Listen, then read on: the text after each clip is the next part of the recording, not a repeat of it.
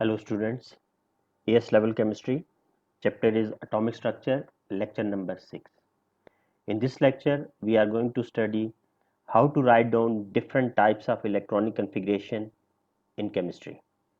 Now, what is electronic configuration? First of all, you must remember electronic configuration is the arrangement of electrons into shells.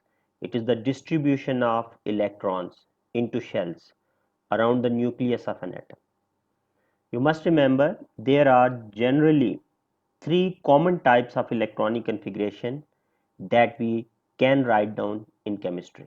Obviously, one type of electronic configuration, it is most common that we use in chemistry. Now these three types of electronic configuration which we are going to study, these three types of electronic configuration, they are used in chemistry at all the levels. Now first type of electronic configuration that is most common, and whenever in your exams it is asked to write down electronic configuration, you are supposed to write down this type of electronic configuration which is known as SPDF notation electronic configuration. Now remember, even if in your exams in the question paper it is asked to write down electronic configuration, so it is obvious you are supposed to write down SPDF notation electronic configuration. The second type of electronic configuration, it is noble gas core configuration. Now whenever you will be asked to write down this type of configuration, it will be mentioned specifically that you are supposed to write down noble gas core configuration and electrons in boxes configuration. So the second and third types of electronic configuration, they are not common types, but whenever they will be asked, they are asked with special reference. It is mentioned in the question paper. Otherwise, whenever you are asked to write down the electronic configuration, out of these three, the first one, it is the most common type of electronic configuration that we write down in chemistry, SPDF notation. Second thing that you must remember, there are three different principles, there are three different laws that help us in writing electronic configuration in chemistry.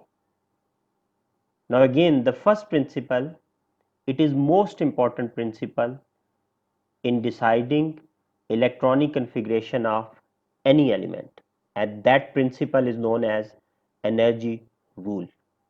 What is energy rule? The simple statement that you can remember, lowest energy orbitals are always filled earlier.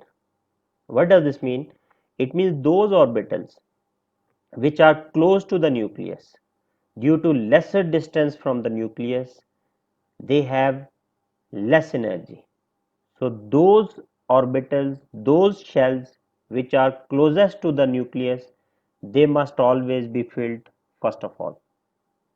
And as we move away from the nucleus of an atom, energy increases, potential energy increases.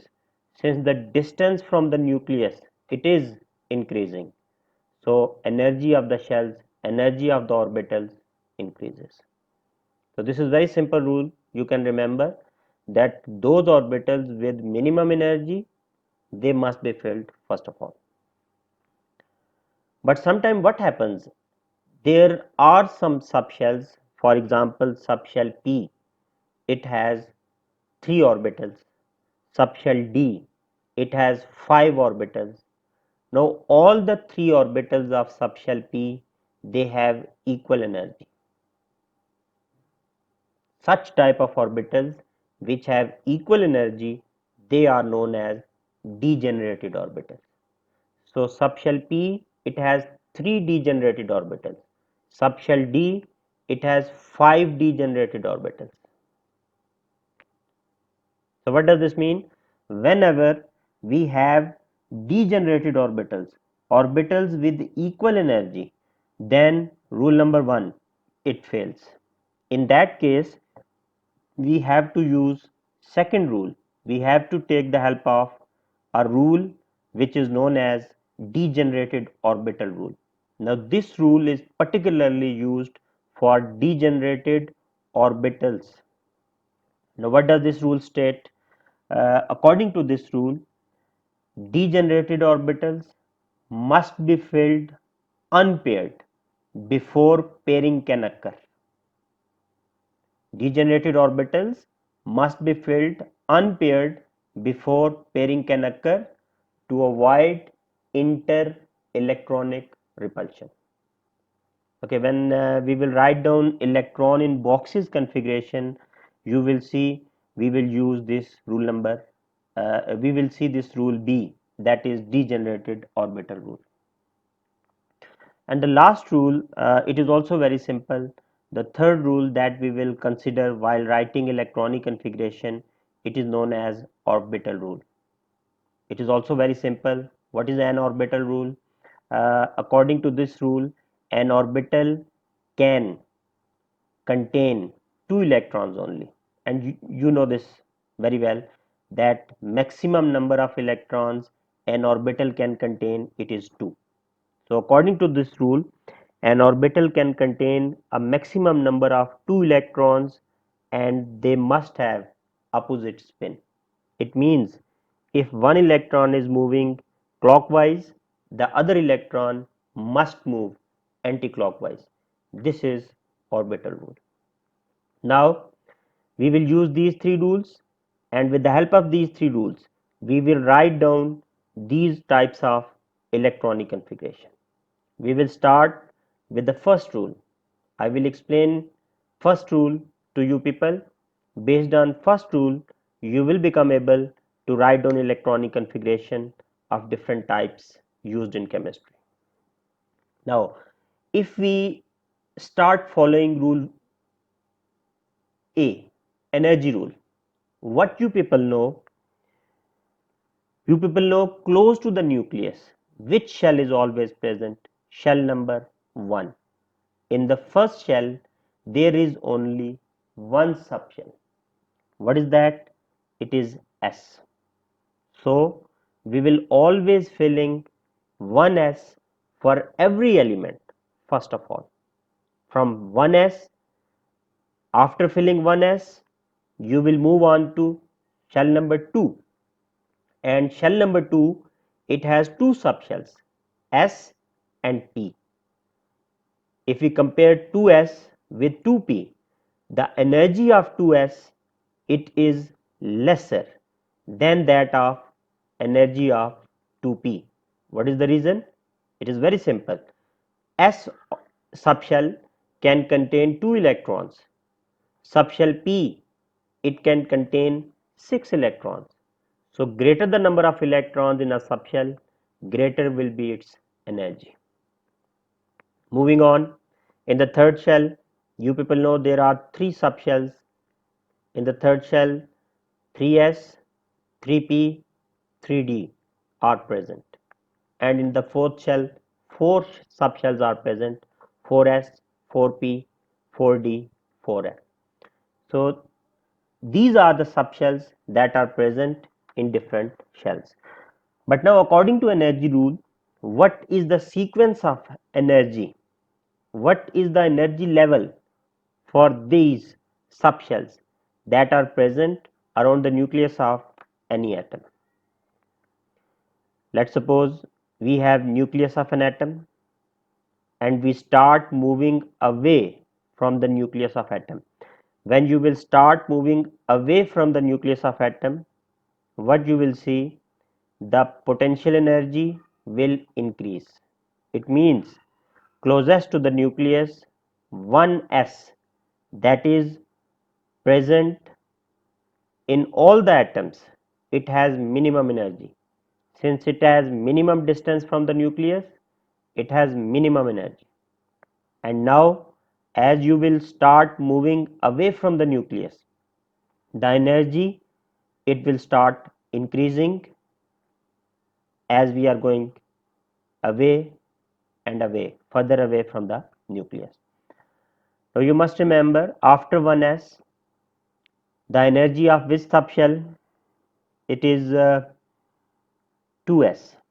The energy of 2s, it is greater than that of 1s, followed by 2s, 2p, because you can remember 2s can have 2 electron, 2p can have 6 electron. So that is why greater the number of electron, greater will be the energy. Moving on, after 2p, we always fill which subshell? Shell number 3, subshell S, 3s, followed by 3p. Now after 3p, there is first abnormality according to the energy rule that you must remember. Now what is that abnormality? The energy level of 4s, it is lesser than that of 3d. Why the energy level of 4s is less than that of 3d? Because 4s, it is smaller in size compared to 3d. Why 4s is smaller in size compared to 3d? Because 4s, it can have 2 electrons only, but 3d, it has 10 electrons.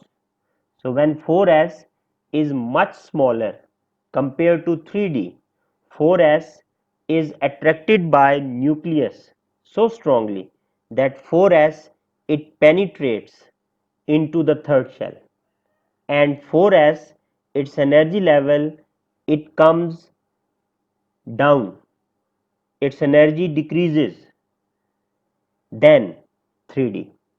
So always remember, after 3p, for all the elements, 4s must be filled, and after 4s, 3d, then 4p.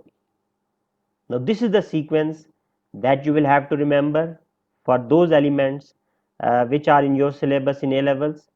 You must remember 1s, 2s, 2p, 3s, 3p, 4s, 3d, and 4p.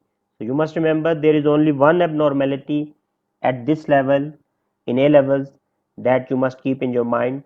The energy of 4s, it is always lesser than the energy of 3d. Why the energy of 4s is less than the energy of 3d? Since 4s is small in size, so it is attracted by the nucleus with a greater force. Due to greater force, 4s gets more penetration towards the nucleus. So energy level of 4s, it is lower than that of 3d. So this is one simple abnormality that you must remember, and in A levels this is the only abnormality, because mostly in your syllabus electronic configuration for first 36 elements can be asked to write down. Now using this sequence, you will become able to write down electronic configuration for the first 36 elements. But I will also explain, if in in case you have been asked to write down electronic configuration for an element whose atomic number is greater than 36, how to handle that element. I will also tell you the method to write down electronic configuration for such elements having atomic number greater than 36. Okay, this is the abnormality you must remember. Now keeping in your mind this abnormality, whenever you are given any element, what you can do, you can write down electronic configuration by using this sequence: 1s, 2s, 2p, 3s, 3p, 3d, 4s, 4p, or you can write down this sequence: 1s, 2s, 2p, 3s, 3p, 4s, 3d, 4p. Now look at the sequence. I have written two different sequences in front of you. Now in the exams, you can write down any one of these two sequences. Both sequences are acceptable. But what is important? In the second sequence, no problem. You will you will fill these subshells exactly in the same order. But even if you write down the first sequence, what you will have to remember, you must remember that after 3p, 4s must be filled. You can write it down after 3d, but you will leave 3d empty. After 3p, you will fill in 4s and then you will come back to 3d. And in the second sequence, there is no such issue. You can fill electrons in the same sequence. So the information that I want to convey, that sequence of writing, it can be different, but the filling of electron, it must always be that 4s should be, must be filled earlier than that of 3d. So this is the most important information that you must remember. Now moving on, if ever you have been given an element whose atomic number is greater than 36 and you are asked to write down the electronic configuration, I am telling you a method. You can get this sequence yourself and you can write down electronic configuration for any element. In this method, what you will have to do, you will start writing 1s. In the next line you must write down 2s, 2p, followed by 3s, 3p, 3d, followed by 4s, 4p, 4d, 4f, followed by 5s, 5p, 5d, 5f, 5g is also there, but right now 5g is not used, so no need to remember that or write it down here. 6s, 6p, 6d, 6f, 7s, 7p. So what you can do, you can make the correct sequence of filling subshells by using this method. What you can do, after writing 7 shells with subshells in this way, you will have to draw slanting line 1s, 2s. Now you can see we are starting from above. 1s is closest to the nucleus, and then as you are moving downward, you are going away from the nucleus because distance is increasing. So from nucleus you will start and you will fill electrons into 1s, then you will go back 2s, then you will go back 2p followed by 3s, then you will go back 3p, 4s, then you will go back 3d, 4p, 5s. So this is the sequence. No need to memorize this. If you just look at this diagram, you can write down this sequence yourself by making this diagram in front of you. So it becomes quite simple. It becomes quite simple how to write down electronic configuration for any element. Likewise, if you keep on moving, you can see the sequence. And now the first abnormality that is in your syllabus, I am highlighting that abnormality only. You can see after 3p, 4s must be filled, after 4s, 3d must be filled. But you can see, if you are asked to write down electronic configuration for any other element having atomic number greater than 36, what further abnormalities you can see? You can see 5s, it must be filled before 4d. You can see 6s must be filled not only before 5d but also before f. 6s, it must be filled before 4f as well as 5d. So in our syllabus, in A levels, there is only one abnormality that you must remember, that is 4s must be filled earlier than 3d. Why? Because 4s, it is it is having small size, it is having small size compared to 3d. So 4s, it has penetrated closer to the nucleus. So there is only one abnormality in your A level syllabus both in AS and A2, but if you want to write down electronic configuration for other element, you will come to know that there are also more abnormalities. Now moving on, this is the energy rule that I have explained to you.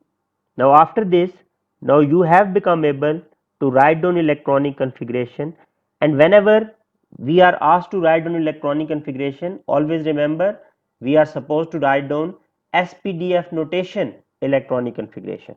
So now we are going to write down electronic configuration by using this sequence of energy level. Let's look at the example of element calcium, atomic number 20. Now from where, for every element, whenever you are asked to write down electronic configuration, from which subshell you must start? From 1s. S can contain 2 electrons, so you must write down 1s2 followed by 2s2, 2p6, then third shell 3s2, 3p6, but as I told you, after 3p you must fill in electrons into 4s, then comes 3d. So now this is the correct electronic configuration for calcium, and what you can see, in this case we filled 4s earlier than 3d. But if you have been given an element whose atomic number is 21, what you will do in that case? In that case, after this 4s, you will write down 3d, and how many electrons you will place in 3d? Just one electron.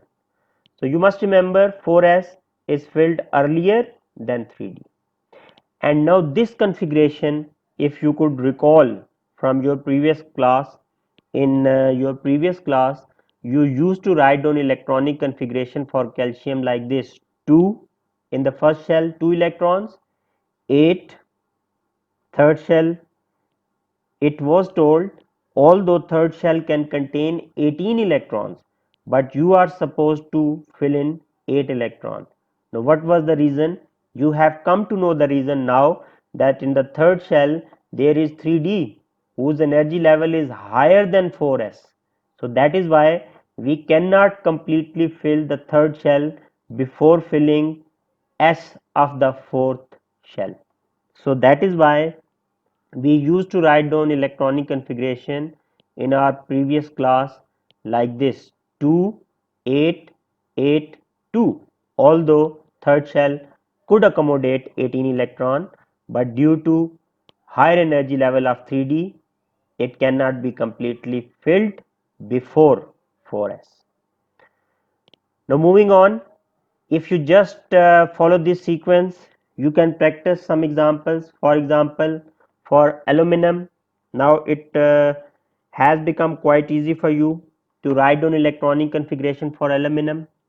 You will start from 1s, 2, 2s2, 2p6, 3s2, 3p1. In P we know there could be total 6 electrons, but what is the problem now? Right now we have total 13 electrons. So wherever the electrons are completed, electrons are finished for a given element, we will reduce the number of electron in the valence subshell. In the valence subshell, in this case the valence subshell, it is in this case the valence subshell is 3p. So we reduce the number of electrons of the valence subshell. Like look at the next example.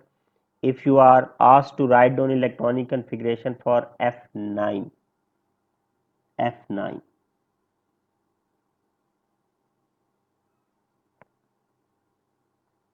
Okay, if you have tried electronic configuration for F9, what you can write down? 1s2, 2s2, 2p5. Again, p could accommodate 6 electron, but right now just 5 electrons are left after filling 2s, so we will place only 5 electron in 2p. One more example you can practice. If we write down electronic configuration, SPDF electronic configuration for potassium, it is 1s2, 2s2, 2p6, 3s2, 3p6, 4s1. So now it has become quite obvious and easy for you people just to remember this sequence. So by following this sequence, we have written the first style of electronic configuration. Moving on, now if in your exams you are asked to write down electronic configuration in terms of noble gas core, then you must follow this method that we are going to study. This method is less common in chemistry, and most commonly it is used for chemical bonding only. Why? Because you people know in chemical bonding which electrons take part. In chemical bonding, valence electrons, the electrons which are present in the outermost part, in the outermost shell of an atom, they take part. So that is why with the help of noble gas core configuration, we can get to know what is the number of valence electron of an atom. Look at the examples I am going to explain. In this type of electronic configuration, first of all, you must know what are the noble gases. You know noble gases are group 8 elements which have complete valence shell, and there are 6 noble gases, namely helium, neon, argon, krypton, xenon and radon. Now you can see their atomic number. No need to memorize these noble gases and their atomic number, because periodic table is available to you people in your exams. Right now, since we need them, so I have just written for you people. Now how to use this information for writing noble gas core configuration. Let's suppose you have been asked to write down electronic configuration for C820. Now what you are supposed to do for writing noble gas core configuration, you will choose a noble gas that is close and before the given atomic number. Look at the given atomic number. For calcium it is 20. So which noble gas is closest and before 20? It is argon. So you can write down AR18. Now what does this mean? It means out of 20, first 18 electrons of calcium, they are filled like argon noble gas. How many electrons left behind? Just 2 electrons. The electrons that are left behind after writing noble gas, those electrons are the valence electrons, or those electrons are electrons that can participate in chemical bond formation. So in case of calcium, now you can guess easily. In case of calcium, how many electrons can participate in bond formation? 2. So this method is helpful when we are studying chemical bonding. Okay, now what you will do after this, you will place 2 electrons. Where you will place? When you will start placing electron after noble gas, always remember you will start with subshell S, because every shell starts from subshell S, followed by S there is subshell P.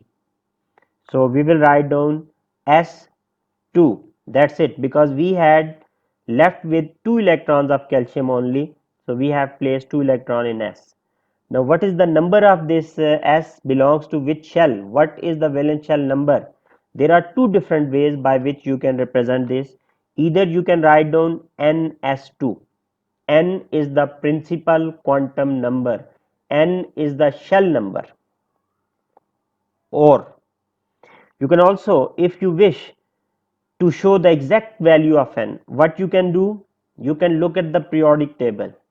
N is equal to the period number, because period number of an element is equal to valence shell number. In case of calcium, the electronic configuration, you can see it is written right above. How many shells are there in total in calcium? 4. First shell 2, second 8, third 8, fourth 2. In the last shell that has 2 electron, it is which shell? Shell number 4. So it means from the periodic table, or by recalling this type of electronic configuration, you can also write down that noble gas electronic configuration of calcium is Ar18 4s2.